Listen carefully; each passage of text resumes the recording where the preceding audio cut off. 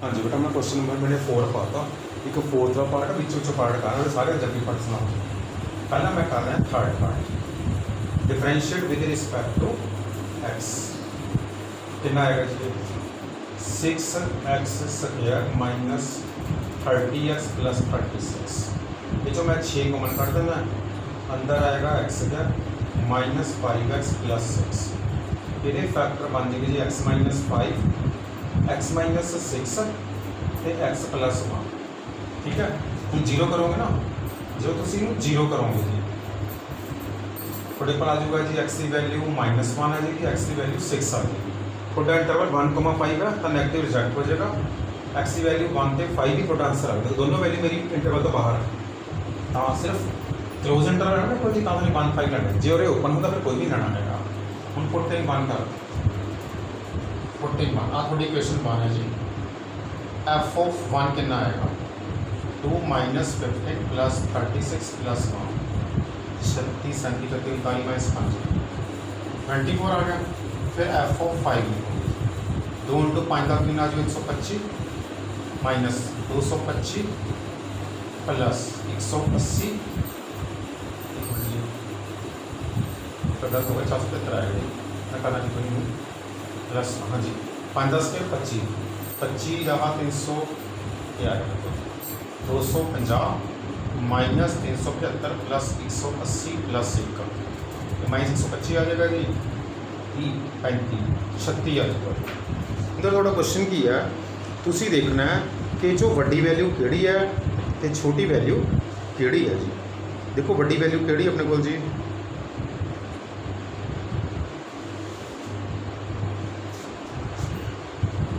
जी 56 बड़ा है 56 आएगा। हाँ जी, बड़ी वैल्यू के लिए ना एब्सोल्यूट मैक्सिमम वैल्यू इज 24। हाँ जी, absolute maximum value is 56, absolute minimum value is 24। छोटी वैल्यू 24 है, बड़ी वैल्यू 56 है। ठीक है जी, बड़ा कुछ पार्ट है जी। ठीक है, हूँ मैं इसका सैकेंड पार्ट करने लेकिन ना अलग अलग पार्ट कर रहा है। मैं थोड़ा ना काफ़ी क्लियर हो जाएगा। देखो मैं बेटा सारे पार्ट नहीं कर सकता, मैं टाइप करके कर रहा हूँ। सेकंड पार्ट कर रहे हैं differentiate with respect to x. कितना आएगा जी? 1/3 3/2 x raise to half minus 4। ये कट के आ जाएगा 1/2 √x माइनस 4। हाँ जी, 4 क्रिटिकल पॉइंट ये करोगे 0 पुट करो किसी जी √x/2 minus 4 0 √x equal to 8, x की वैल्यू 64। देखो बाई चांस इतफाक है मेरा 64 है, x की वैल्यू 0 से 64 है। हाँ जी, पुट इन 1 कर दो, मेरा 1 केवल है कितना है। देखो एफ डैश पाओ या dy/d दोनों सेम होता है, कोई फर्क नहीं है। पुट इन 1 करोगे y at x equal to 0, सारा 0 आ गया। y at x equal to 64 कितना आएगा? 1/3 64 पावर 3/2 माइनस 4 इंटू 64। हाँ जी, 1/3 है, ये 16 आ जाएगा जी माइनस 256। देखो जी 8 8 4 512 बेटा कितना आएगा? 8 10 क्या आ जाएगा ना जी, 8 के 8 4 512 आ जाएगा। हाँ, माइनस करोगे पूरा 256/3 आ जाएगा। तो थोड़े की होएगा थोड़ी मैक्सिमम वैल्यू कितनी आएगी? थोड़ी मैक्सिमम वैल्यू आ जाएगी जी 0, minimum value this J point is the point of absolute maxima आएगा जी 0, पॉइंट ऑफ एब्सोल्यूट मिनिमा आएगा 64। देखो बेटा हो जाएगा पार्ट है जी। ठीक है ना, बेटा थोड़ा 6 नंबर क्वेश्चन आना तुम्हें इस मिनट चो, और थोड़ा ये 2-3 दोनों से करनी चाहिए आपके जी। Differentiate with respect to X. हाँ जी, dy/d कितना आएगा? अगर मैं एक्स अंदर ले लो जी, एक मिनट मैं और एक्स अंदर पूरी स्टेटमेंट ले लेना, x plus 10x² minus x ये अपना होगा x 3 नहीं आ गया, x plus 10x² minus x3। हाँ जी, differentiate with respect to X कर दो, माइनस 3x² आ गया।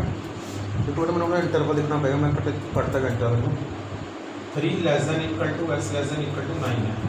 ठीक है, हूँ ਅਸੀਂ जीरो करेंगे for critical point put dy by dx equal to zero जो जीरो करोगे ना 3x² minus 20x minus 1 zero मैंने जीरो बैलेंस नेगेटिव बैलेंस करता जी x आएगा minus B plus minus under root D over 2 minus B आएगा 20 plus minus root of 20 के 412 आ जाएगा ओवर 2 इंटू 3 ये मेरा कटता क्या हुआ 10 प्लस माइनस ये 103 आ जाएगा ओवर 6 हाँ जी एक्स की वैल्यू कितनी आएगी 10 आ जाएगी 9 आ जाएगी 10 प्लस 103 बाय 3 आ वो पता कि ये जे नेगेटिव लाऊंगा ना वैल्यू इंटरवल तो बाहर है एंड पॉइंट अपने जाने जाने हैं हम पुट इन 1 करोगे जो पुट इन 1 करोगे पुट इन 1 हाँ जी y at x equal to 3 कितना आएगा 10 इंटू 1 प्लस 30 माइनस 9 बाई दिया 66 आ गया ठीक है ना y at x equal to 9 ये कितना अपना होगा जी 9 इंटू 1 प्लस 90 माइनस 81 ये 90 आ जाएगा तीजा वाला खतरनाक पॉइंट है जी x इक्वल टू 10 प्लस 103 तो मैं थोड़ा सा अप्रॉक्सीमेट वैल्यू ले रहा है जी ये वैल्यू थोड़े को ना 10.1 ओवर 3 आ जाएगी 20.1 बाई 3 आ जाएगी पढ़ के 6.8 बन चुका है ठीक है 18 2 नहीं बन चुका ना 3 7 3 18 2 भी 3 7 बन चुका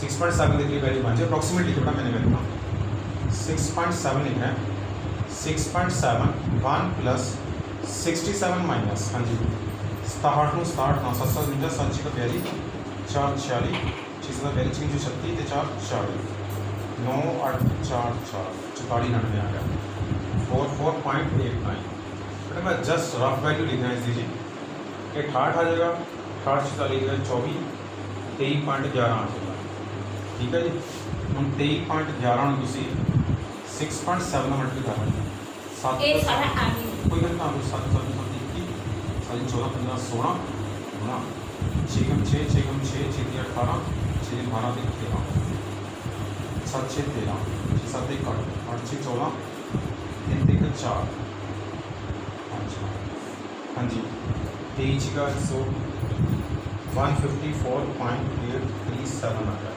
देखो तुम पूछा से मैक्सिमम पॉइंट पूछा है point of absolute maxima is बड़ी बड़ी कड़ी 90 ना जी ना ही वाली है इसके ना आ जाएगा 10 plus under root 103 by 3 point of absolute minima is क्या बनता जी एक्स इक्वल टू बेटा अपना मुझका कितना हो गया 8 ये अपना आंसर आ जाए बेटा मुझे सारे अलजेब्रिक पार्ट उसी खुद करने होंगे मैं किधर ट्रिग्नोमेट्रिक पार्ट कर देना 15 का फर्स्ट पार्ट कर देना मैं 15 क्वेश्चन का फर्स्ट पार्ट है F X equal to sine X plus cos X sine X plus cos X interval 0,5 है देखो जी differentiate with respect to x कितना आएगा जी एफ डैश एक्स आएगा cos X minus sine X हाँ जी 4 critical point put F dash X equal to 0 यानी cos x minus sine X equal to 0 cos x equal to sine x tan x equal to 1 x आ जाएगा जी 45 degree 43 value आ जाएगी x की value 0 आ जाएगी 45 आ जाएगी 180 14 1 कर दो 14 1 हाँ जी f ऑफ 0 कितना आएगा साइन 0 प्लस cos 0 1 आ गया f ऑफ 180 कितना आएगा sine 180 sine pi plus cos पाई कोई नहीं माइनस 1 आएगा f of 45 sine 45 plus cos 45 थोड़ा स्पिना लिखा है इन सॉल्व कर लेना बड़ी वैल्यू कितनी बनी कौन सी 1 बड़ी वैल्यू मैक्सिमम वैल्यू कितनी है जी 1 तो पॉइंट कितना है 0 मिनिमम वैल्यू कितनी मान दी है -1 एक बराबर 2.14 बड़ा ये बनेगा मैक्सिमम वैल्यू पाई 4 है मिनिमम पॉइंट कितना आ जाएगा 0 आ जाएगा ठीक है।